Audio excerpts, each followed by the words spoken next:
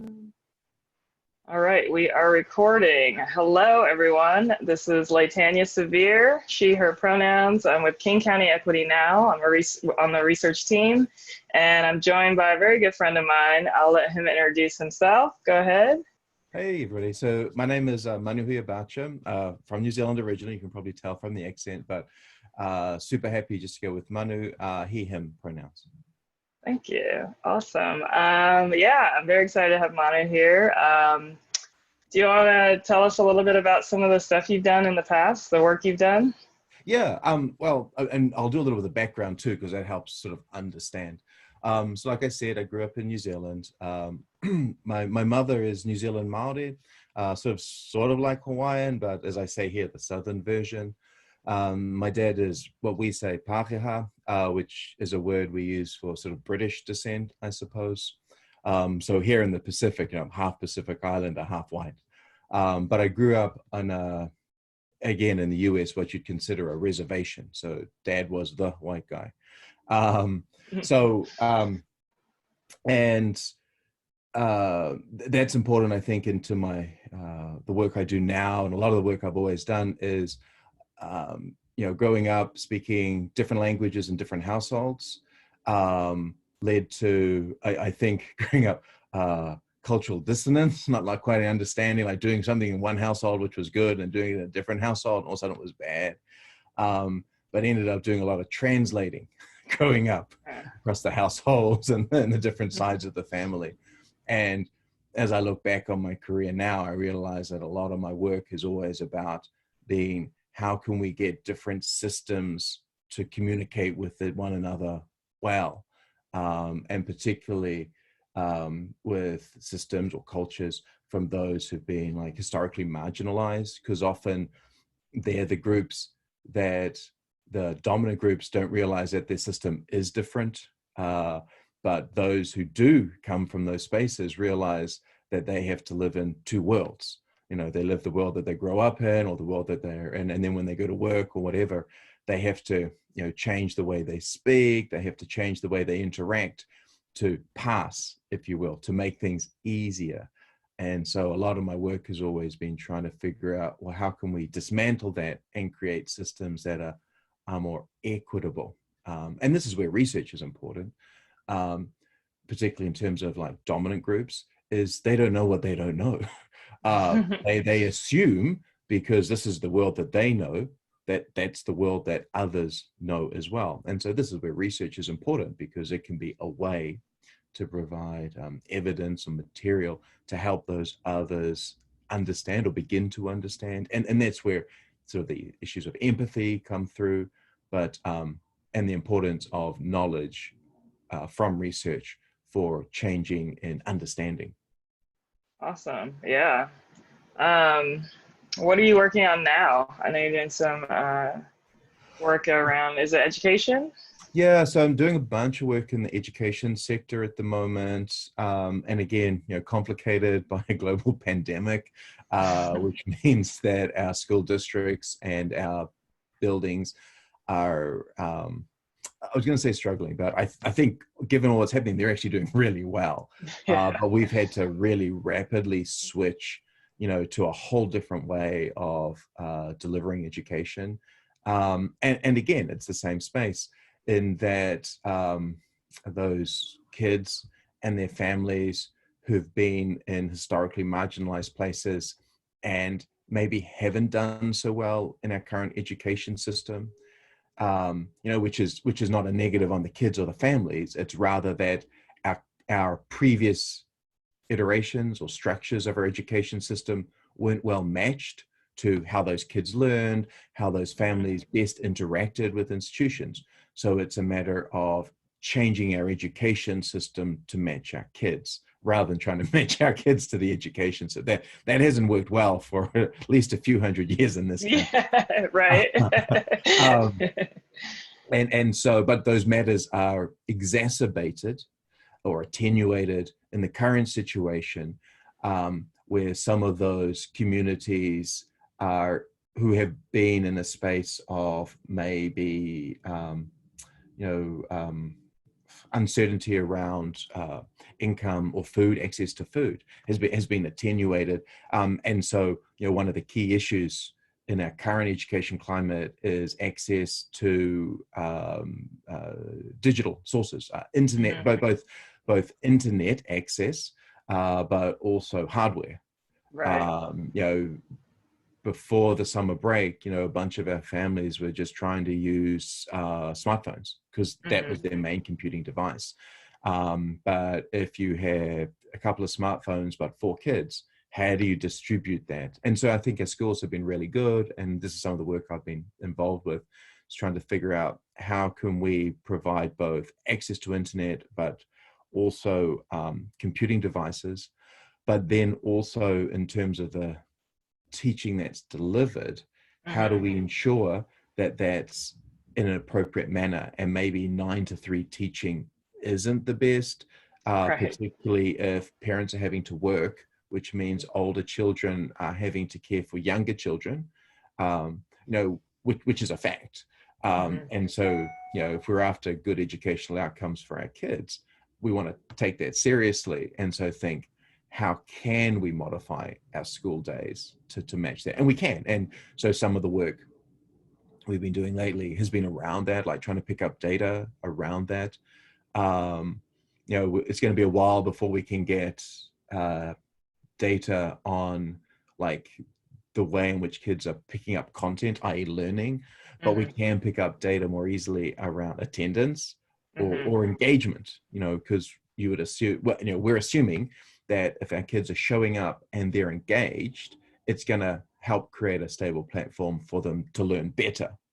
But in order to do that, we have to figure out what engagement is, and measuring engagement in a physical classroom is a lot different to measuring engagement in an online distributed, i.e. each kid in their own place, space. Because even our technology, if you're using like Zoom as a platform or some of the others, you can't be teaching on the platform that you're using, like Schoology or something, and looking at the kids. You can't see them.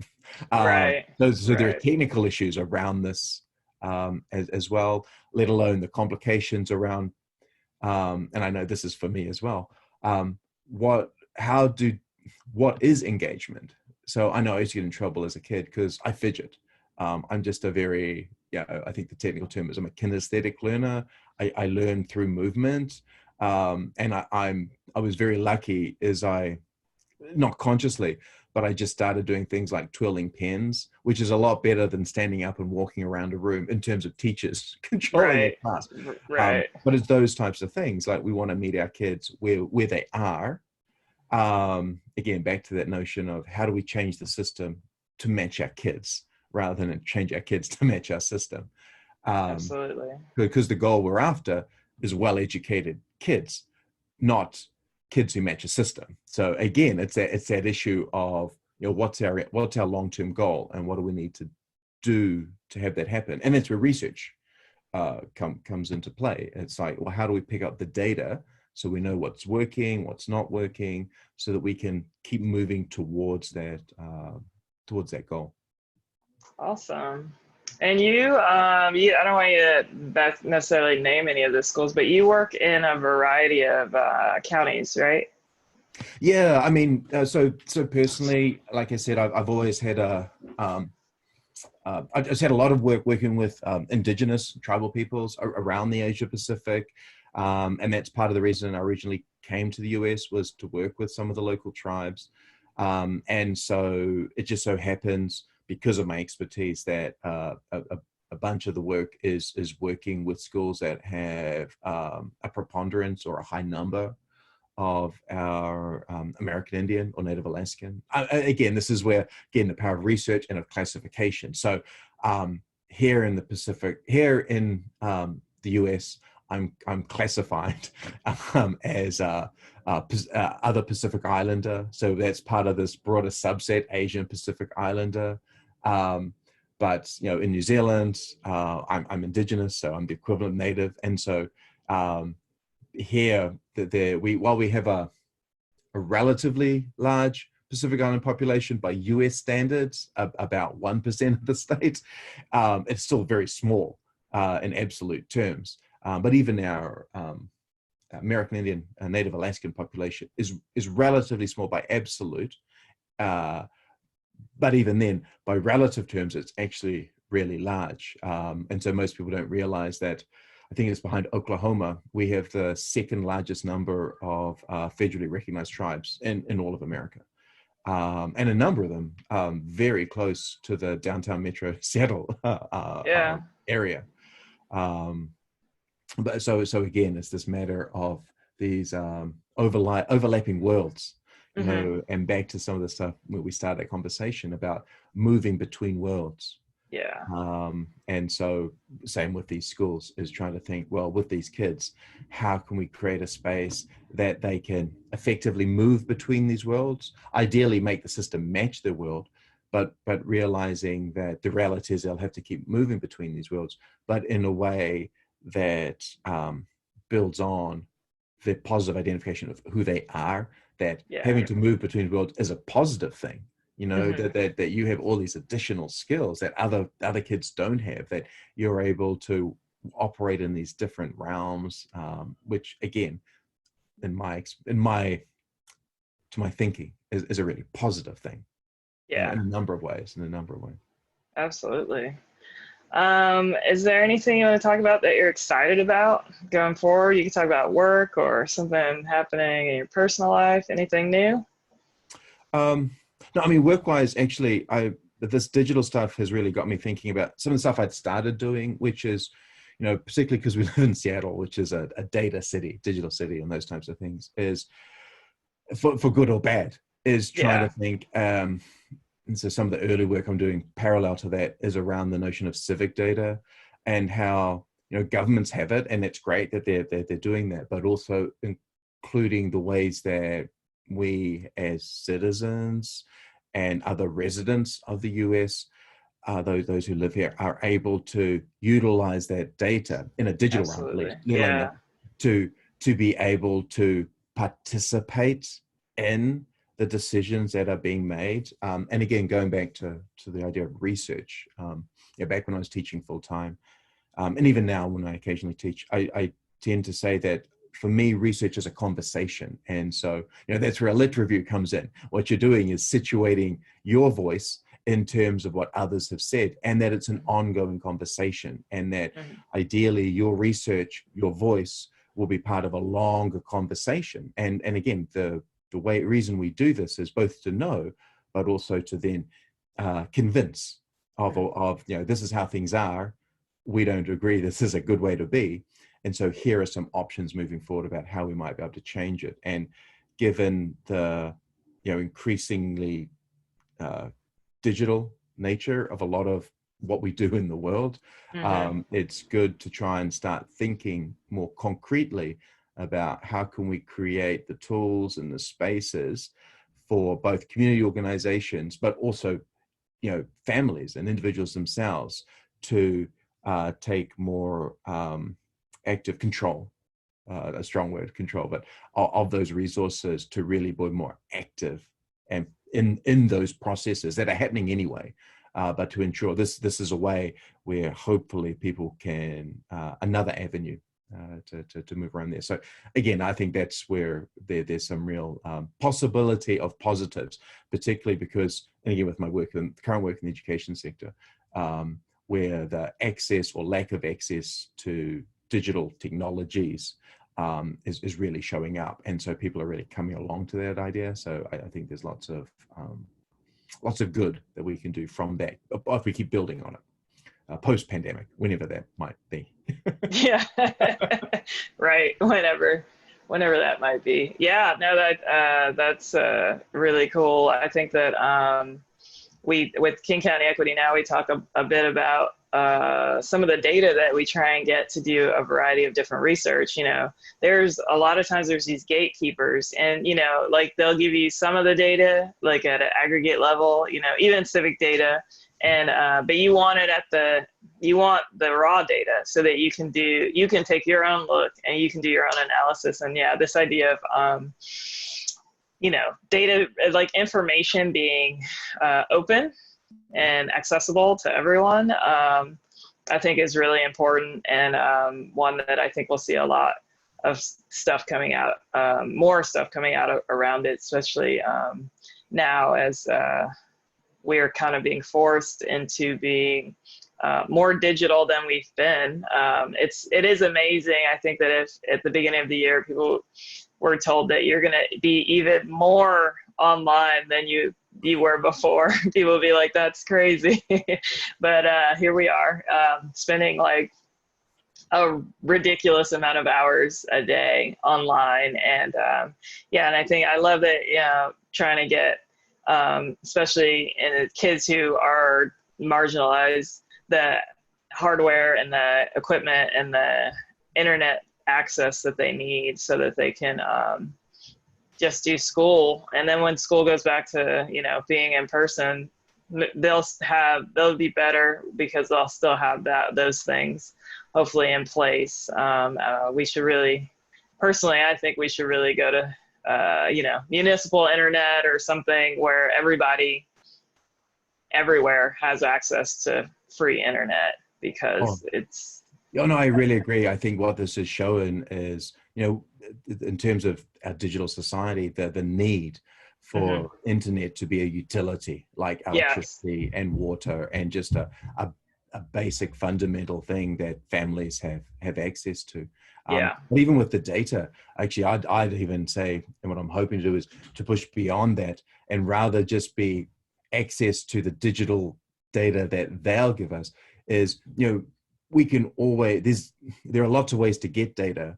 And so part of the process, I think, is empowering communities, community organizations, individuals to think, well, what is the data that I can gather? What are the different ways? So that even if we don't, because, this notion of triangulation, that, multiple points of data, well structured anyway, can actually help you better understand a situation or a space rather than one point of data, is one way around gatekeepers is for us to just collect our own data, because sometimes the data that they're collecting actually, and often people use the data then to make management decisions or political decisions, is, well, what if that data isn't picking up what's actually really important? Correct. And so that's where the issue of triangulation is important, but also that we can empower our own communities. Just because they won't give us the data, we just make our own data. That's exactly and collect right. our own data, our own systems around that. That's where it becomes very powerful, I think, because when you come to the table, you have concrete data which you can help explain why things aren't working, and which may be that the other data sources, the traditional data sources, was a black spot. Yeah, absolutely. And so there I think are some of the, and particularly now that people's data literacy is increasing because we're having more widespread use of digital technologies because of the schooling, which is flowing into families, because parents are having to learn how to do technical things they didn't have to do before just to get their kids online for their English lesson. Like, there's some really awesome things in there, I think, about broader ways to empower our communities beyond just what already exists, to have this futural sense, this sense of the future of, well, what is the future we want to what is the future we want to build? And so what are the tools we need to get there? Rather than what is the future we want to build? What are the tools that they have to help us get there? It's good. We might as well use the tools. Yeah. But we don't have to. We can create our own tools as well. And that's really, really interesting, and I think super powerful. Absolutely. Yeah. And that's perfect segue into, our community, our King County Equity Now community researchers are doing just exactly that. And I think it'll be, they're going to put together some really awesome research these next couple months. We encourage you all to watch their videos, their podcasts. They'll be uploading their information about their work very soon. Manu, thank you so much for chatting with me here. The last thing, we usually end on our calls to action. I can go first, and then if you have anything to add, you can go ahead and do that. We continue to ask you to fill out our community needs assessment. It's a survey online. Tell us what you need so that we can help address those needs. We'll put a link in the description. Manu, you have anything? I think we'll just put a link maybe to Architect, which is my firm, because that just outlines some of the work and the projects that people are interested in sort of seeing the type of stuff that we've been doing, in the hope that it might trigger ideas about what they might be able to do as a community or as members of a community. Awesome. Also, tell the mayor what you think about releasing those funds that council just overrid this week. So I'll put a link to that as well. You can go to our page, and it'll populate a letter that you can edit, and you can send it over to the mayor to free the funds. All right, that's all we got. Thank you so much, Manu. I will talk to you later. Okay, thanks, LéTania. Bye. All right, bye-bye.